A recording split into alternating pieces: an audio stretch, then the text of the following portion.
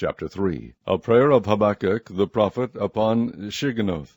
O Lord, I have heard thy speech, and was afraid. O Lord, revive thy work in the midst of the years. In the midst of the years make known. In wrath remember mercy.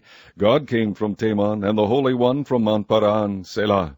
His glory covered the heavens, and the earth was full of his praise, and his brightness was as the light. He had horns coming out of his hand, and there was the hiding of his power.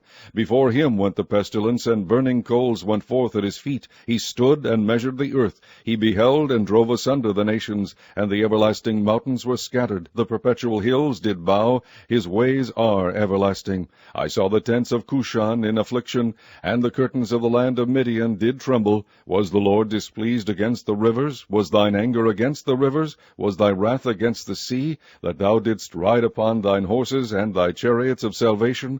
Thy bow was made quite naked, according to the oaths of the tribes, even thy word. Selah. Thou didst cleave the earth with rivers. The mountains saw thee, and they trembled. The overflowing of the water passed by. The deep uttered his voice, and lifted up his hands on high. The sun and moon stood still in their habitation. At the light of thine arrows they went, and at the shining of thy glittering spear. Thou didst march through the land in indignation. Thou didst thresh the heathen in anger. Thou wentest forth for the salvation of thy people, even for salvation with thine anointed. Thou woundest the head out of the house of the wicked, by discovering the foundation unto the neck. Selah. Thou didst strike through with his staves the head of his villages. They came out as a whirlwind to scatter me. Their rejoicing was as to devour the poor secretly.